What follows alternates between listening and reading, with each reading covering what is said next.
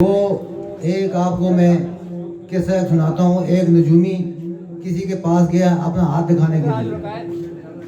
اس نے کہا جی میں بڑی مشکل میں ہوں، میرا ہاتھ دیکھیں کہ میں بڑی مشکل تکلیف میں ہوں، کیا ہونے والا ہے؟ اس نے کہا کہ آپ 25 سال اور پریشان رہیں گے۔ اس نے کہا پھر؟ اس نے کہا اس کے آگے دیکھیں۔ اس نے کہا جی آپ اس کے بعد عادی ہو جائیں گے۔ ہم عادی ہو چکے ہوئے ہیں، ہر 2 سال بعد 3 سال بعد نیا چہرہ جو آتا ہے ہمیں نکلنا ہی پڑتا ہے ایسے ہی۔ لیکن آپ کو صرف ایک بات میں صرف غور نشین کرانا چاہتا ہوں کہ مظفر آباد کے لیے لوگوں نے ہمارے ساتھ یہاں پہ ایک نعرہ لگایا، نعرہ نامادی مظفر آبادی۔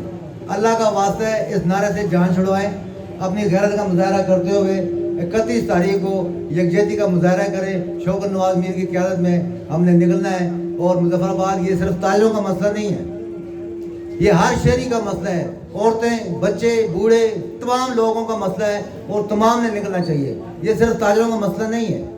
تاجر ہمیشہ کوئی بھی کسی کی گھر میں مسئلہ ہو تاجروں کے پاس آتا ہے، پائے کا مسئلہ ہو تاجروں کے پاس آتا ہے، اجتماعی مسئلہ ہو تاجروں کے پاس آتا ہے۔ جو ہمارے یہاں کے لیڈر ہیں وہ انہوں نے بغیرتی کا آب جو پی کے رکھا ہوا ہے، وہ نہیں نکلتے۔ ان کے مراد ہوتے ہیں، ان کے معاملات ہوتے ہیں، ان کے کافی کہتے ہیں کہ وارداتی اور مفاداتی، یہ لوگ مفادات اور واردات کر کے چلے جاتے ہیں۔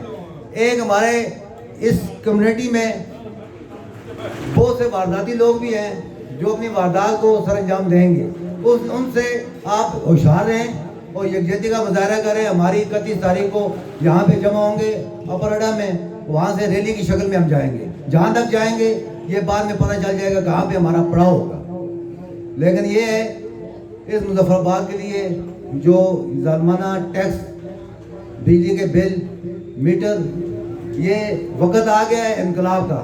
اب لوگ پورے پاکستان میں یہ جلانے کے لیے، اتارنے کے لیے، کاٹنے کے لیے راولاکوٹ کے لوگوں کو سلام پیش کرتا ہوں، اور دونوں ہاتھوں سے سلام پیش کرتا ہوں۔ انہوں نے غیرت کا مظاہرہ کیا۔